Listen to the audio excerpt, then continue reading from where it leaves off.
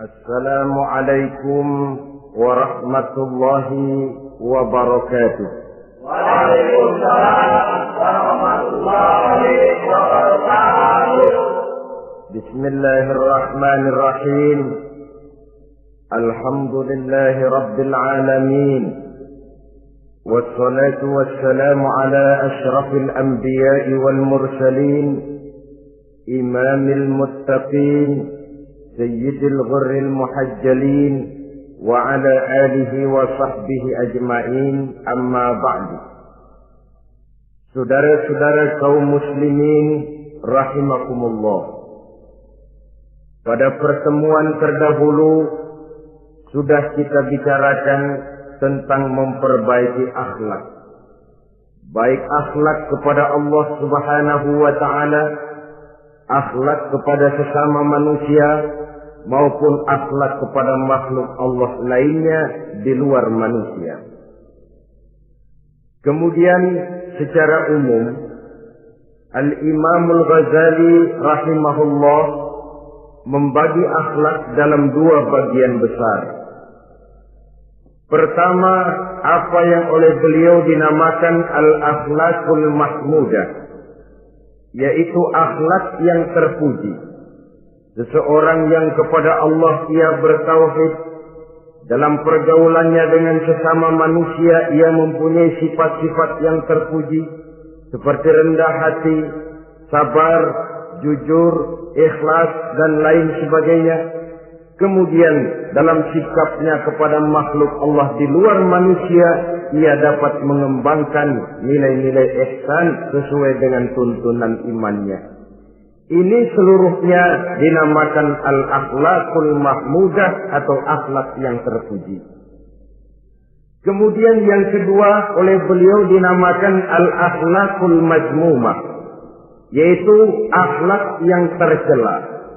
Seseorang yang di dalam sikapnya kepada Allah mempunyai sifat-sifat kufur, baik dalam bentuk kemusyrikan, kemunafikan, atau hal-hal yang bisa menyebabkan ia menjadi murtad.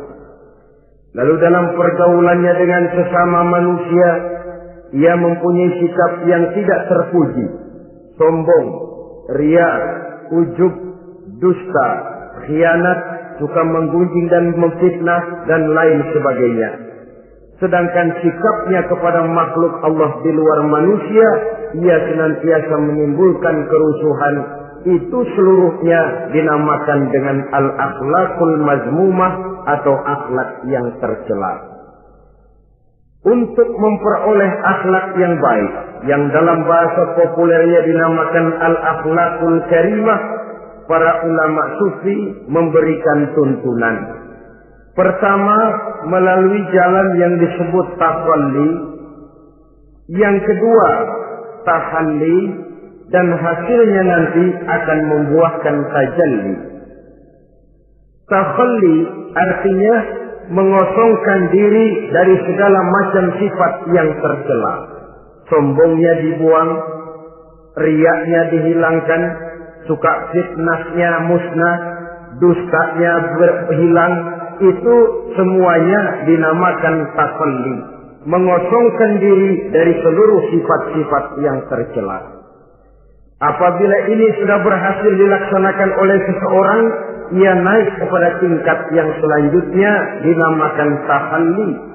Tahalli artinya menghiasi diri dengan seluruh sifat-sifat yang terpuji. Bila sombongnya hilang, berganti dengan tawadhu. Bila dustanya hilang, berganti dengan jujur. Bila khianatnya hilang, dihiasi hatinya dengan amanah, dan begitu selanjutnya. Hasil daripada tahalli, menghiasi diri dengan segala sifat-sifat yang terpuji, akan mengantarkan orang untuk sampai kepada tajalli, bisa menyaksikan kebesaran Allah Subhanahu wa Ta'ala. Maka pada pertemuan kali ini kita akan mulai dengan yang pertama, tahalli, mengosongkan diri dari seluruh sifat-sifat yang tercela, menjauhkan diri dari semua akhlak-akhlak yang tidak baik. Dan pertemuan ini akan kita mulai dengan membicarakan dusta dan akibatnya. Saudara-saudara kaum muslimin rahimakumullah, salah satu nikmat yang diberikan Allah kepada kita makhluk manusia dalam hidup ini adalah kemampuan untuk berkata-kata, kemampuan menyalurkan hasrat hati dan keinginan jiwa melalui ucapan dengan bahasa sebagai alat komunikasi. Sehingga orang lalu berkata bahwa al-insan adalah hayawanun natiq. Manusia sebenarnya adalah binatang juga. Cuma saja manusia binatang yang pandai berbicara. Oleh karenanya ini merupakan satu nikmat yang sangat besar yang perlu kita syukuri. Lidah bisa menempatkan seseorang pada posisi yang tinggi. Lidah juga bisa menempatkan orang pada posisi yang paling rendah. Karena lidahnya orang dipuji, karena lidahnya orang dicaci maki dan dicela. Pendeknya seperti kata pepatah, al-lisan saghirul jirmi azimul jurmi.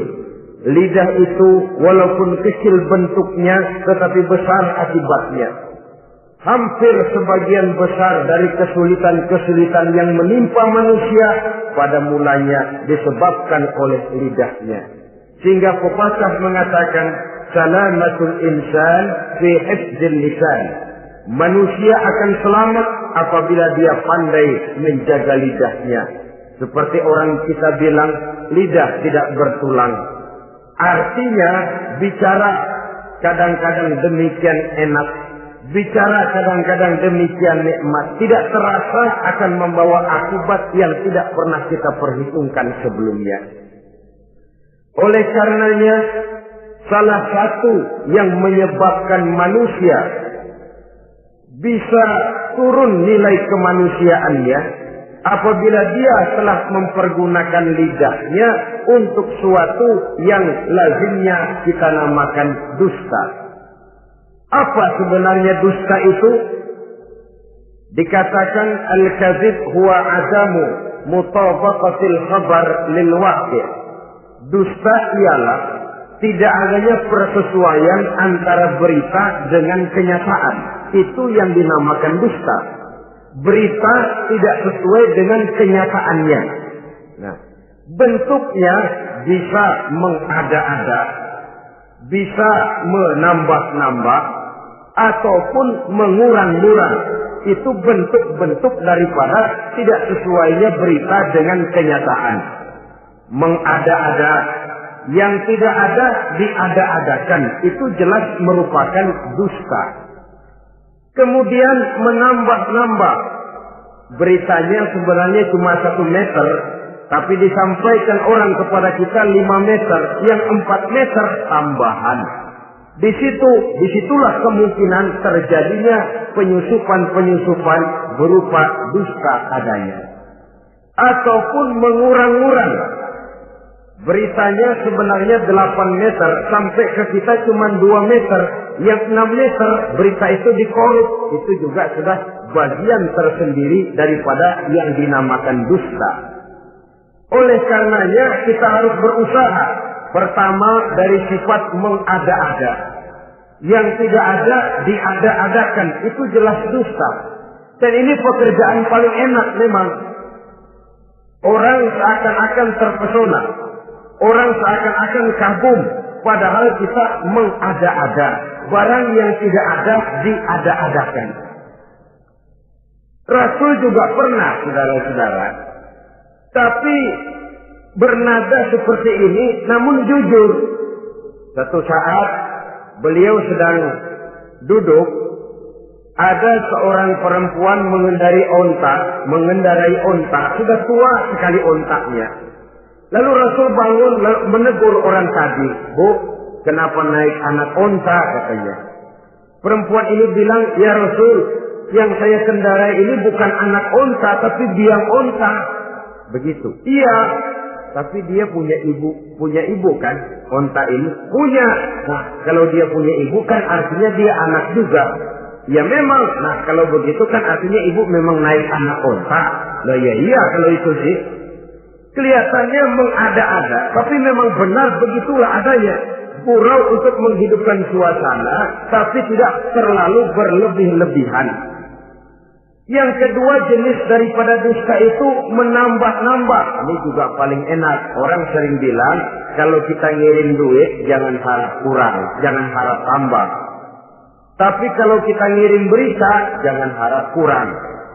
Duit kita kirim kepada orang, jangan harap tambah.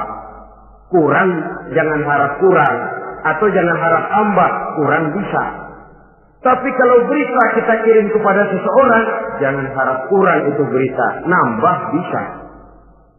Atau kemudian mengurang-urang, ini juga termasuk jenis daripada dusta. Baik mengada-ada atau menambah-nambah, kemudian mengurang-urangi, seluruhnya merupakan pekerjaan yang paling enak. Kita anggap sesuatu yang biasa, padahal akibatnya nanti akan menjadi luar biasa. Saudara-saudara kaum muslimin rahimakumullah. Apa bahaya dusta dalam kehidupan manusia? Pertama, bagi dirinya sendiri. Orang yang berdusta sebenarnya sudah membahayakan dirinya sendiri. Apa bahayanya? Pertama, ia akan dikucilkan dari pergaulan. Sekali dia berdusta, orang mungkin masih percaya. 2 kali dia berdusta, orang mungkin masih bisa mentolerir. 3 kali dia berdusta, orang ngecap. Ini memang udah wataknya nih. Hobi dah kalau begini. Akhirnya dia dikucilkan dari pergaulan. Lain hari, walaupun dia serius bicara, orang nggak lagi nanggapin sebagaimana yang semestinya. Dikucilkan dari pergaulan. Akibat apa? Akibat dari dusta yang dilakukannya. Akan merugikan dirinya sendiri. Ada satu cerita, saudara. Seorang pengembala kambing sedang mengembalakan kambing di tanah lapang. Satu hari iseng dia sendirian. Nah, ini orang kampung pengen tahu dibohongin. Teriak dia, "Tolong, ada serigala, ada serigala." Mendengar teriakan ini karuan, satu kampung orang nyaris keluar semua. Yang bawa pentungan, yang bawa golok, yang bawa pisau. "Mana serigalanya, mana?" Ini pengembala tadi nyengir. "Kagak ada. Gua bohongin lo." Sudah, pulanglah orang kampung ini. Sekali, besoknya begitu lagi. Keluar lagi orang kampung, ternyata juga tidak ada serigala. Pada hari yang ketiga, serigalanya benar-benar datang. Si pengembala tadi pucat, lalu teriak-teriak, "Tolong, ada serigala datang." Nah, orang kampung udah nandain. 2 kali kita dibohongin, ini paling dia bohong lagi. Satu pun tidak ada orang kampung yang keluar untuk menolong. Akhirnya kambingnya habis dimakan oleh serigala. Yang rugi dirinya sendiri. 1 kali dia bohong, orang percaya mungkin. 2 kali dia bohong, orang masih tolerir. 3 kali dia bohong, orang nandain. Terkucil dari pergaulan akibat daripada perbuatan dusta. Oleh karenanya saya yakin tidak seorang pun di antara kita yang suka berteman dengan seorang pendusta. Karena apa? Seorang pendusta tidak akan segan-segan menjual temannya sendiri. Mengkambing hitamkan temannya sendiri. Artinya juga merusak pergaulan di dalam kehidupan ini. Penyakit yang bahaya yang kedua bagi diri orang yang berdusta itu sendiri, sifat dusta menyuburkan watak munafik. Nabi bersabda, ayatul munafiqi salatun. Tanda-tanda orang munafik itu ada 3. Tandanya, biasanya kalau tandanya ada, ya munafiknya insya Allah ada. Apa tanda orang munafik itu? Pertama, iza haddatsa kadzdzaba. Apabila berbicara selalu bohong. Belum pernah kalau bicara tidak bohong. Bohong itu sudah jadi lalapnya. Artinya enggak sumbrah ngomong kalau enggak dicampuri bohong. Seperti kurang enak makan kalau tidak pakai lalap. Ada saja bohong yang dibuat-buatnya. Ini ciri atau tanda daripada orang-orang munafik. Apabila berbicara selalu berdusta. 1. Yang kedua, wa iza wa'ada akhlafa. Apabila berjanji dia selalu ingkar. Selalu ingkar tanpa uzur yang dibenarkan oleh syar'i, itu termasuk ciri daripada orang-orang munafik. Karena itu kita oleh agama diajarkan jangan memastikan sesuatu. Pernah Rasulullah ditegur oleh Allah Subhanahu wa taala ketika datang orang bertanya, "Ya Rasul, Ashabul Kahfi itu sebenarnya berapa orang jumlahnya?" Ada yang bilang 5 orang, 6 dengan anjingnya. Ada yang bilang 6 orang, 7 dengan anjingnya. Ada yang bilang 8 orang, 9 dengan anjingnya. Yang benar yang mana Rasul? Rasul menjawab, besok. Jawabannya besok. Kenapa Rasul berani mengatakan jawabannya besok? Sebab beliau ngandelin. Biasanya kalau ada pertanyaan dari umat, lalu turun wahyu sebagai jawaban atas pertanyaan tadi. Sudah. Besoknya dari pagi Rasul nunggu wahyu turun. Enggak turun. Besok nunggu lagi. Enggak turun juga. Bingung.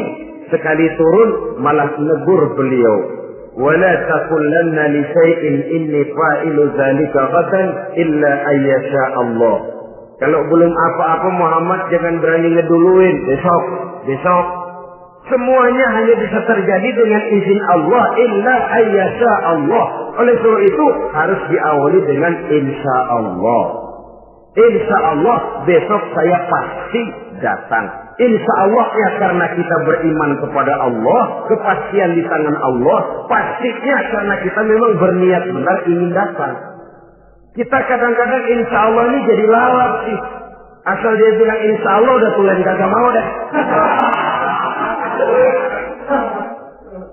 Besok ya, insya Allah enggak ya. Ini salah kaprahnya kita, saudara-saudara.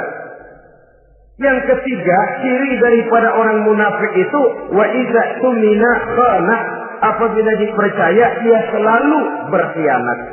Tidak pandai menjaga amanah dalam kehidupan ini. Tidak boleh mendapat suatu kepercayaan lalu dikhianatinya kepercayaan itu. Maka jangan lupa bahwa kita diberikan lidah, kita diharuskan memelihara lidah. Dengan apa? Menjaganya daripada sifat-sifat dusta. Apabila berjanji, kita berusaha menepati. Apabila dipercaya, kita berusaha menjaga amanah. Kenapa? Mencari kepercayaan itu sulit, saudara. Tetapi memelihara kepercayaan itu jauh lebih sulit. Apalagi kalau yang bernama rahasia. Rahasia itu memang selama masih ada dalam hati. Kalau sudah kita bicarakan kepada orang lain, itu sudah bukan rahasia lagi sifatnya. Memang sih pada mulanya kita bisa ngomong. Nih gue ngomong begini nih sama lu doang nih. Lu jangan ngomong-ngomong sama yang lain ya. Nanti yang kita ajak ngomong lagi sama orang lain. Nih sama lu doang nih. Jangan ngomong-ngomong sama yang lain. Akhirnya kan terus sampai walaupun setiap kali ngomong mesti cuman malu doang nih ya. Tapi akhirnya tuh beritanya jadi merata menjalar. Kenapa? Rahasia adalah apa yang ada di dalam hati. Jikalau sudah kita bicarakan kepada orang, sudah bukan rahasia lagi namanya. Apalagi sifat manusia. Kalau dia lagi seneng sama kita, jangankan perbuatan kita yang baik, perbuatan kita yang salah pun masih dibenarkannya juga. Tapi kalau dia sudah jengkel sama kita, jangankan kita main judi, kita ngaji masih salah. Itu kalau orang sudah nggak senang itu ya begitu. Dia benci sama kita. Jangankan kita main judi, kita baca Quran masih salah.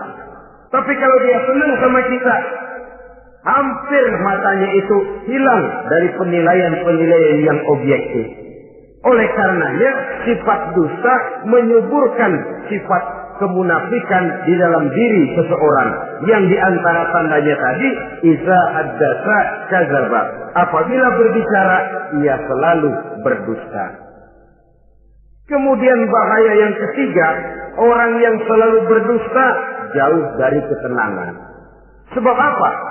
Pada saat kita mendustai seseorang, orang itu mungkin percaya, tapi makin dia percaya, makin tersiksa batin kita. Kenapa? Hati kita sendiri ngomong, lu percaya kok gue bohongin? Kita sendiri tahu bahwa kita bohong. Itu yang menyiksa hati. Jauh dari ketenangan. Apalagi akan timbul satu sifat was-was.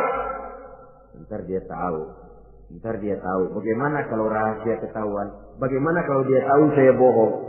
Ini akan menyebabkan seseorang jauh dari ketenangan hidup. Makin rajin dia berdusta, makin tersiksa jiwanya. Lain kalau hatinya sudah mati. Dusta memang sudah jadi profesinya, kebiasaannya. Tidak merasa menyesal, tidak merasa berbuat salah. Dusta itu sudah jadi hobi. Sehingga enak saja. Hati sudah jadi mati kalau sudah begitu. Dan sepanjang hati sudah jadi mati, itulah yang paling kita khawatirkan. Artinya nilai kita adalah bangkai berjalan dalam pandangan Allah Subhanahu wa ta'ala. Saudara-saudara kaum muslimin rahimakumullah. Oleh karenanya membahayakan diri sendiri dusta itu.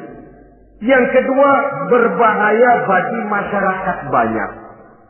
Tentu saja apabila status sosial kita tinggi, makin luas akibat daripada kedustaan kita. Seorang kepala rumah tangga yang berdusta, seluruh keluarganya jadi rugi. Seorang kepala kampung yang berdusta, rakyat sekampungnya rugi. Seorang gubernur berdusta, rakyat satu provinsi rugi. Seorang pemimpin negara berdusta, rakyat satu negara rugi. Makin tinggi status sosial, makin besar akibat daripada suatu dusta. Oleh karenanya menimbulkan keresahan di tengah masyarakat. Masyarakat itu apa? Dimulai dari masyarakat yang paling kecil, rumah tangga. Kalau satu rumah tangga sudah diwarnai oleh sesuatu yang bernama dusta, maka ketenangan, ketentraman, kebahagiaan rasanya akan sulit terwujud di dalam rumah tangga itu sendiri. Seorang istri apabila sudah pandai mendustakan suaminya, maka itu sudah berarti memulai keretakan dalam kehidupan rumah tangga, menimbulkan benih-benih ketidakpercayaan. Apabila seorang suami sudah mulai mempunyai titik ketidakpercayaan kepada istrinya lagi, itu sudah menandakan retaknya basis kehidupan rumah tangga. Istri yang mendustakan suaminya, umpamanya diberikan nafkah, lalu mestinya sebenarnya sudah diperhitungkan cukup, uang masih ada, dikatakannya habis, dan lain sebagainya. Akibatnya nanti si suami mikir-mikir, kan menurut perhitungan duit masih cukup, kenapa sudah habis?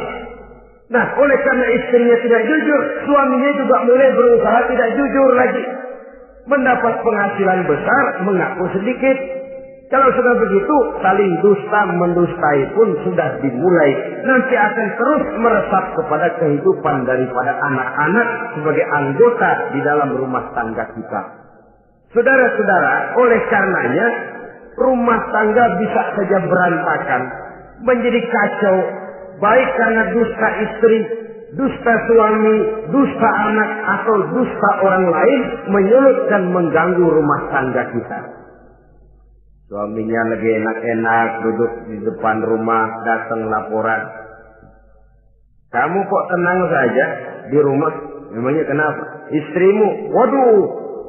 Ya memang kenapa istri? Waduh. Itu tadi naik bajai berdua. Kamu orang laki. Ya memang supir bajai masih dia sendiri. Tapi kalau berita ini digunting, dikat sampai di situ, kan nanti ini sudah menimbulkan suami mendengar istrinya naik bajai berdua dengan orang laki, tentu marah. Pulang istrinya sudah payah-payah dari pasar, dicaci maki dan lain sebagainya.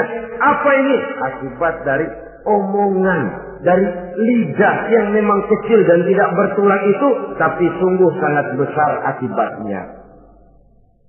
Kemudian juga pergaulan. Berapa banyak saudara jauh dari saudaranya, teman berpisah dengan temannya, tetangga marah dengan tetangganya akibat daripada perbuatan lidah, daripada ucapan lidah ini. Akibat daripada yang bernama dusta ini. Oleh karenanya, saudara-saudara, dusta pun merusak pergaulan. Kemudian usaha. Satu kali kita berdusta, mungkin usaha mendatangkan untung. 2 kali kita berdusta, masih bisa mendatangkan untung.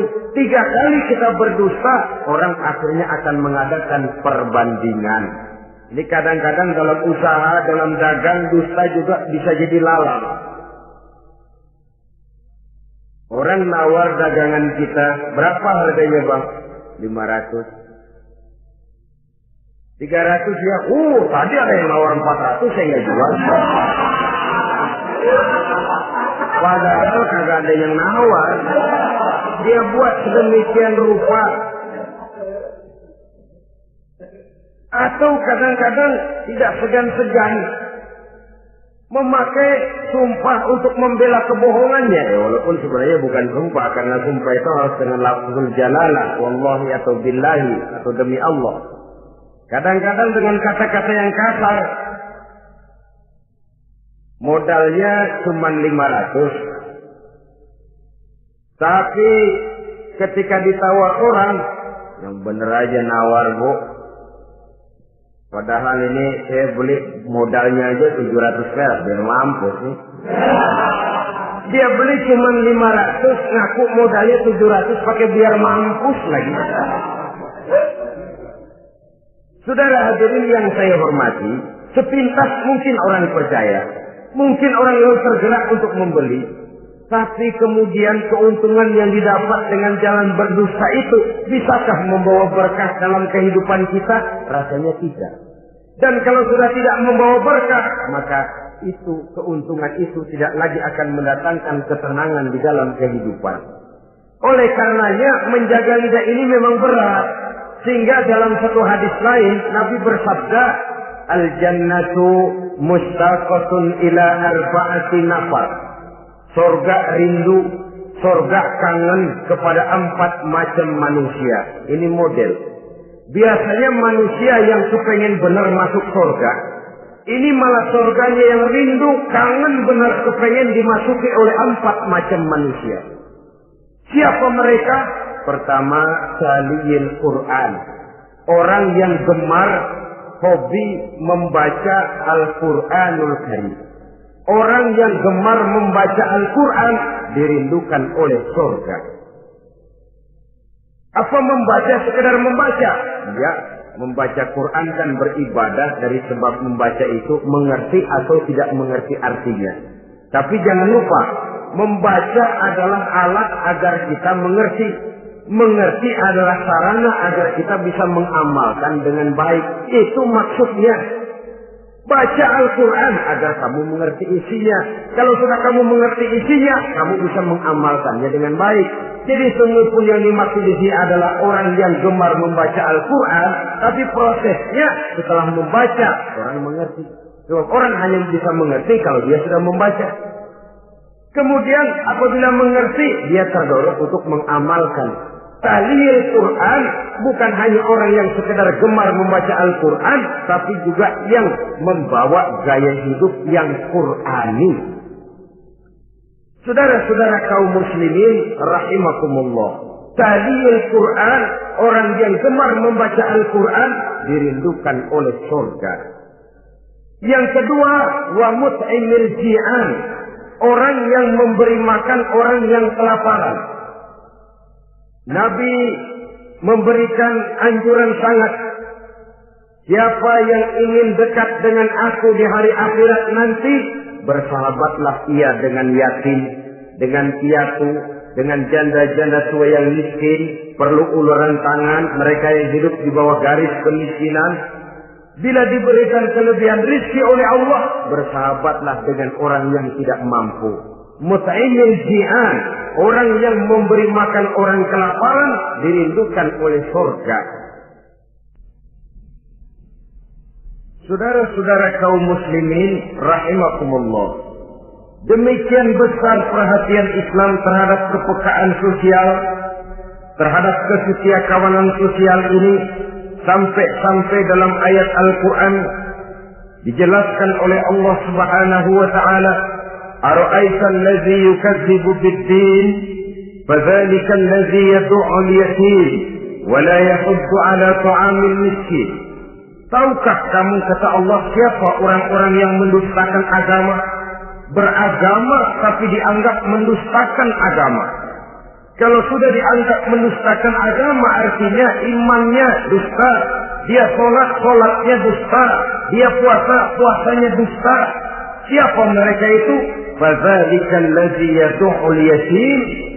Mereka orang-orang yang meninggalkan, menyia-nyiakan anak-anak yatim, wala yahuddu ala ta'amil miskin, dan tidak memerintahkan untuk memberi makan kepada orang-orang miskin. Kepada yatim, kejam, sadis, tidak punya kemanusiaan sama sekali. Maka mungkin kita yang rajin sholat, mungkin kita yang sudah 4-5 kali berhaji, bisa saja terhalang masuk surga. Karena di sebelah rumah kita ada anak yatim piatu, merintih kelaparan, menggigil kedinginan. Kita tahu kita mampu dan kita diam saja, tidak mau memberikan pertolongan. Itu yang mungkin bisa menghalangi kita untuk sampai ke surga.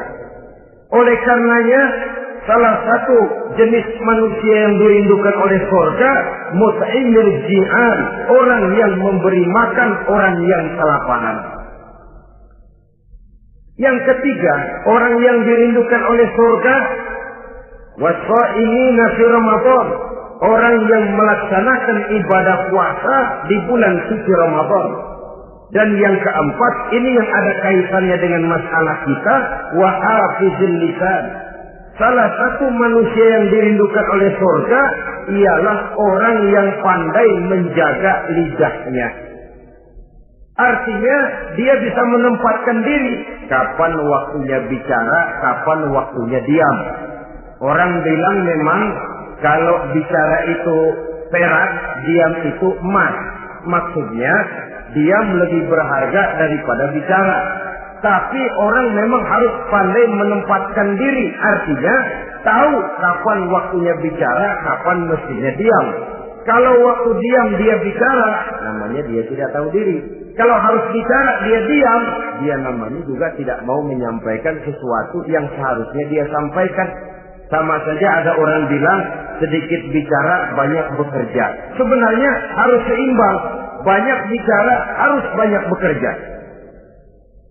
Biasanya kalau sedikit bicara banyak bekerja itu dua kemungkinan. Kalau nggak main catur, maling. Yang namanya maling, bicaranya sedikit. Maling buka jendela, lalu berbisik sama temennya. Sudah tidur. Ngomongnya segitu, selebihnya dia kerja serapi-rapinya. Sebaliknya, banyak bicara, sedikit kerja, bahkan nggak pernah kerja. Orang gila. Coba dia lihat orang gila, ngomong melulu. Kerjanya nggak ada. Jadi oleh karena itu memang harus seimbang. Pendeknya kita harus tahu kapan mesti bicara, kapan mesti diam. Kalau menghadapi kebatilan kita diam, kata Nabi, as-sakitu 'alal batil syaitanun asra. Orang yang diam menghadapi kebatilan, setan gagik. Masya Allah, saudara-saudara. ada munkarat, ada maksiat, ada kebatilan, ada kezaliman. Dia diam tidak mau menyampaikan yang benar, itu setan gabu. Sehingga dikatakan qulil haqqa walau kana murran, sampaikan, katakan yang benar walaupun pahit. Dan memang menyampaikan kebenaran bukan main pahitnya, bukan main getirnya, banyak resikonya. Tapi ini sesuatu yang harus kita sampaikan. Sebab kata Nabi tadi, orang yang diam menghadapi satu kebatilan sama saja dengan setan gagu. Orang yang pandai menjaga lidahnya dirindukan oleh surga. Dan ini walaupun kelihatannya pekerjaan ringan, kecil, berat, saudara-saudara. Bahkan diceritakan Nabi Ibrahim itu pernah nangis di hadapan Allah Subhanahu wa Ta'ala. Ketika ditegur, ditanya, kenapa kamu menangis Ibrahim? Saya ini seumur hidup pernah 3 kali berdusta, ya Allah. Bagaimana saya tidak bingung mempertanggungjawabkan ini di hadapanmu? Nabi Ibrahim seumur hidup 3 kali bohong, bingung, nangis. Kita sehari 16 kali bohong, nyengir. Nggak ada bingungnya, emang hobi. Kalau nggak bohong, puyeng palanya. Tiap hari selalu mencari sasaran. Siapa lagi gue bohongin? Saudara-saudara kaum muslimin rahimakumullah. Kelihatannya pekerjaan ini kecil, ringan, tapi sungguh berat. Mengerem lidah, menjaga lidah daripada perbuatan ucapan-ucapan yang tidak mengandung manfaat, apatah lagi sampai bersifat dusta dan membahayakan orang lain. Oleh karenanya, dusta ini, kalau dalam agama, berdusta dalam agama, biasanya munafik. Mulutnya beragama, tapi hatinya kafir. Jelas itu munafik. Itu dusta juga. Dusta yang membawa kita kepada dosa kelas kasar. Ya kalau kita mendustai teman, memang dosa. Dosa yang nilainya tidak sebesar kalau kita mendustai agama. Tapi sungguh pun demikian, dosa kecil-kecil juga kalau ditumpuk banyak juga. Padahal kata Imam Ghazali, hati itu seperti kaca. Dosa itu debu yang nempel di kaca. Kalau debu-debu itu terus numpuk, kita malas ngelapnya, malas ngebersihinnya. Jadi satu berkarat di kaca, susah banget ngebersihinnya. Coba kaca kalau udah karatan, pakai silet kita gosok, setengah mati. Begitu juga perbuatan dosa. Kalau kita senang dusta, biarinlah dosa kecil. Bohong lagi, bohong lagi, bohong lagi. Numpuk berkarat di hati itu dosa. Nah hati itu kalau sudah dilingkungi oleh karat, nur, cahaya kebenaran itu sulit untuk masuk. Karena dia sering berdusta, orang lain dianggap sama juga sama dirinya. Ini kecelakaan. Oleh karenanya timbul sifat menyamakan orang lain dengan keadaannya sendiri. Dikala itu hati yang sudah penuh dengan noda-noda dosa itu sudah berkarat sehingga sulit untuk dibersihkan lagi. Itu sebabnya Nabi berpesan, ittaqillaha haitsu ma kunta wa atbi'is sayyi'atal hasanata tamhuha wa khaliqin nasa bi khuluqin hasan. Bertakwalah kamu kepada Allah dimanapun saja kamu berada. Bertakwa dimanapun saja kamu berada. Di pasar takwa kita, di kantor takwa kita, di masjid takwa kita, di rumah tangga bertakwa kepada Allah dimanapun saja kamu berada. Kita sih kadang-kadang takwa juga, cuman musiman. Takwa kita pakai tempat. Asal lagi duduk di masjid, dengerin pengajian, dengar kiai pidato, manggu takwa bener. Keluar dari masjid, teler aja lagi.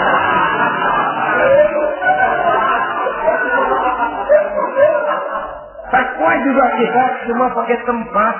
Nabi pesan dimanapun kamu berada, ittaqillah haitsu ma kunta. Bertakwalah kepada Allah dimanapun saja kamu berada. Wa atbi'i sayyi'atal hasanah tamhuha. Ikuti perbuatan salahmu dengan kebaikan, niscaya kebaikanmu akan menghapus kesalahan yang kamu kerjakan. Kalau sadar kita, ya Allah tadi berdusta, astagfirullah, perbanyak istighfar. Ikuti. Jadi begitu tuh kaca kena debu, lap. Kena debu lagi, dilap lagi. Kena debu, dilap lagi. Insya Allah tidak sampai bersalah. Jangan lalu nunggu. Ntar aja dah taubat, udah tua-tuaan dikit. Kayaknya umur dia yang ngatur. Saudara-saudara, oleh karenanya ikuti perbuatan salah dengan kebaikan. Terselip kita berbuat salah, iringi dengan sedekah. Terselip kita melakukan dosa, iringi dengan istighfar. Melihat sesuatu yang haram, astagfirullahaladzim. Lalu dipalingkan, jangan mulut astagfirullah, mata melotot.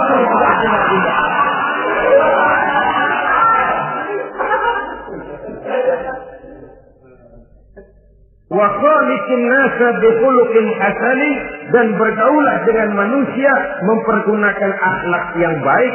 Ini pesan daripada Rasulullah sallallahu alaihi wasallam. Jadi oleh karenanya dusta dengan seluruh akibatnya ini bisa menimbulkan bahaya bagi diri sendiri, bagi rumah tangga, dalam pergaulan, dalam usaha, dalam masyarakat, bahkan pada akhirnya bagi kehidupan satu bangsa dan satu negara. Lidah yang kecil tapi besar akibatnya bisa menyengsarakan manusia atau menempatkan manusia dalam satu posisi yang tinggi. Kalau kita adakan satu perbandingan, Nabi Ibrahim seumur hidup 3 kali saja berdusta, nangis di hadapan Allah. Kita yang hampir tidak ada hari, ya, kalau orang sekarang bilang tiada hari tanpa olahraga. Rasanya kita kalau mau jujur bisa juga bilang tiada hari tanpa bohong. Pernahkah kita menangis menyesali dusta yang sudah kita lakukan? Berapa banyak orang yang sudah kita janjikan kita gantung dengan janji itu. Padahal dia punya hajat yang demikian sangat bergantung kepada kita. Tapi lidah ini enak saja. Gampang dah. Tar. Sok. Gampang dah itu mah. Beres dah beres. Enggak ada yang enggak beres. Semuanya kalau lidah kita beres, gampang, ntar, besok, enak, endah aja.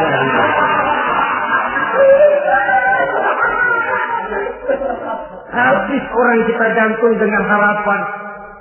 Padahal kita tidak bermaksud memberikan harapan itu. Sementara kita melangkah melenggang dengan senyum, sedang orang lain menggerutu. Saudara-saudara kaum muslimin rahimakumullah, ini pada gilirannya akan kembali penyakitnya kepada diri kita juga. Menyuburkan watak munafik, mengucilkan kita dari dalam pergaulan, dan menjauhkan kita daripada ketenangan hidup. Karenanya dusta memang berbahaya. Dalam perjuangan, dusta akan menimbulkan watak pengkhianatan. Dusta juga bisa menyebabkan munculnya musuh-musuh dalam selimut, yang pura-pura berteriak membantu perjuangan tapi di belakang mencari titik kelemahan kita. Oleh karenanya, mencari teman yang bisa diajak tertawa itu gampang. Mencari teman yang mau diajak menangis itu sulit. Mencari teman yang mau diajak nyanyi banyak. Tapi mencari teman yang mau diajak berkeluh kesah itu yang langka. Oleh karenanya, di dalam kehidupan ini untuk menjaga lingkungan pergaulan, mari kita berusaha untuk menjaga lidah dengan sebaik-baiknya. Nah, apa semua bohong tidak boleh? Ada bohong yang ditolerir. Di antaranya kata Nabi, salasun laisa minal kadzdzab. Ada 3 macam bohong yang tidak dianggap bohong. Bohong tapi tidak dianggap bohong. Dusta tapi tidak berdosa.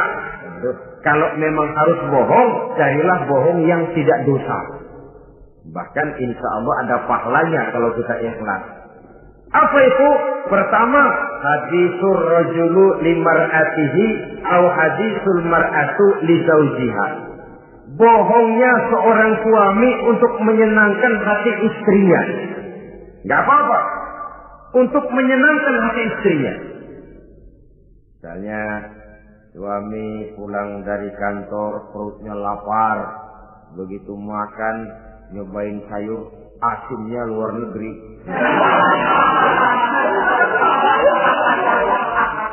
Baru dicobain sedikit suaminya udah celam-celam. Melotot matanya. Istrinya negor, "Bang, sayur keasinan ya?"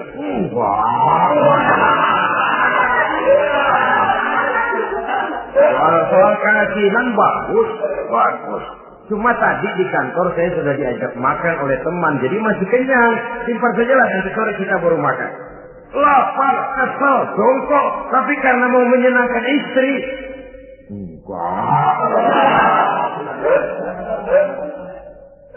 Atau sama saja dustanya seorang istri untuk menyenangkan hati suaminya. Bisa saja itu terjadi. Suaminya beli sendal buat istri. Mahal, padahal murah, kena mahal. Warnanya gak enak dilihat, potongannya norak. Suami istri tahu kalau itu sendal murah. Suaminya tanya, "Bagaimana, Bu, sendal yang saya beli?" Wah, cakep bener Bang. Luar biasa.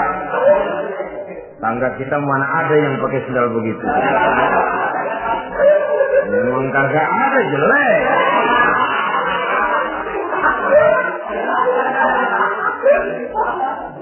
Tapi kalau waktu itu istrinya jujur, malah akan bisa menimbulkan keretakan. Bohong seperti ini termasuk bohong yang bisa ditolerir. Untuk menyenangkan hati istrinya atau untuk menyenangkan hati suaminya. Tapi lalu jangan dieksploitir. Jangan dieksploitir dalam arti untuk menutupi untuk menutupi perbuatan salahnya lalu berdusta. Menutupi perbuatan salahnya, itu yang tidak boleh. Sebab bagaimanapun ditutupi, perbuatan salah toh akhirnya akan naik juga ke permukaan. Yang kedua, al-kadzib li islahi zatil bain. Dusta untuk mendamaikan dua orang yang sedang berselisih. Itu boleh. Malah Raja Iblis, kalau ada dua orang yang sedang berselisih, marahan kita jadi tukang sulut, tukang ngipasin. Datang ke sana ngipasin, datang kemari ngipasin. Tidak mendamaikan. A marah sama B. Datang kita sama A katanya kamu marahan sama B. Ya itu B kurang aja. Enggak begitu. Saya kemarin ketemu di si B, dia bilang kangen sama sampean, pengen ngobrol sama-sama. Padahal B enggak pernah ngomong apa-apa. Dia bohong, dia olah sedemikian rupa supaya orang yang berselisih jadi damai. Itu bohong yang berpahala malah. Yang ketiga, bohong untuk menyelamatkan jiwa seseorang. Itu boleh. Ada orang mau membunuh. PKI nyari ustadz. Nah, kamu tahu rumahnya Ustadz Ano, kamu tahu? Tahu Pak. Di-mana? Bapak mau apa? Mau saya bunuh dia, kurang ajar. Oh, orangnya nggak ada Pak. Kemana? Wah, tahu keluar negeri, keluarnya lagi kali dah. Jauh. Padahal orangnya ada di dalam, tapi dia berdusta untuk menyelamatkan jiwa orang yang sedang terancam. Itu malah boleh, bukan saja boleh, berpahala, malah berdosa kalau waktu itu dia jujur. Mau cari ustadz buat apa Pak? Mau saya bunuh? Ada Pak di dalam. Ada.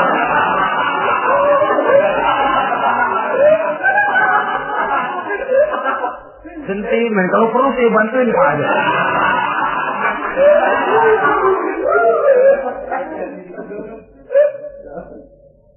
Hanya jenis bohong-bohong seperti ini yang bisa ditolerir. Itu akibat di dunia, saudara. Kita sudah bisa terkucil dari pergaulan, retak rumah tangga, usaha mengalami kebuntuan, masyarakat mengalami keresahan akibat dusta. Di akhirat nanti, na'udzubillah, summa na'udzubillah. Kita baca dalam riwayat Mi'raj, Rasul melihat orang yang lidahnya menyengser ke tanah, digunting, putus, bersambung lagi, digunting lagi, putus lagi, bersambung lagi. Kadang dituangi dengan coran api neraka. Na'udzubillah, coran neraka. Kita nginjak puntung aja lompat. Ini mulutnya dituangi dengan coran dari neraka. Innalillahi wa inna ilaihi raji'un. Ya, tapi kalau dituangi coran begitu dari neraka kan terus mati sekaligus. Ya, kalau terus mati lumayan. Neraka itu kata Quran, kullama nadijat juluduhum badalnahum juludan ghairaha liyazuqul azab. Tiap kali hancur kulitnya, kami buatkan kulit yang baru. Diazab lagi, hancur lagi, dibuatkan lagi. Untuk apa begitu? Liyazuqul azab, biar dia rasain. Kalau sekali kemplang mati mah enak. Pokoknya diazab di neraka, digejrot, mati, selesai. Lumayan. Ini nggak ada matinya. Penyet, bangun lagi, kemplang lagi, persis salam cemen.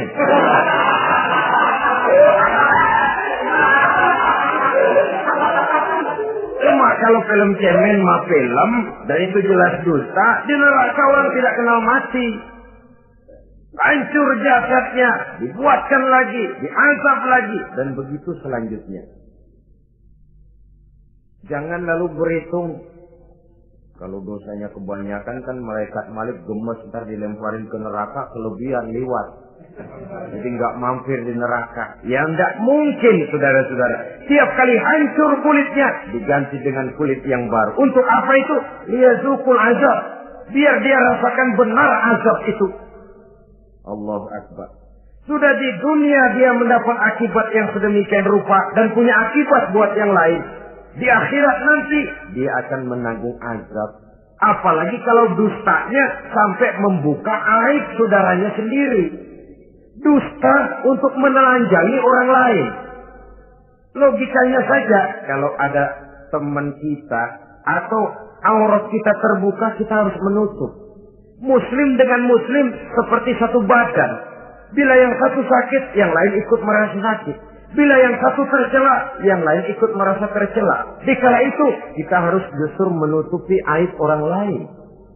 Malahan Nabi mengatakan, siapa yang menutupi aib saudaranya di dunia ini, saudaranya muslim, Allah akan menutupi aibnya di akhirat nanti. Kita kadang-kadang bukan nutupin sih, malah ngorek-ngorek. Kadang-kadang nggak tahu aja belaga tahu. Ya, gue dengar anak.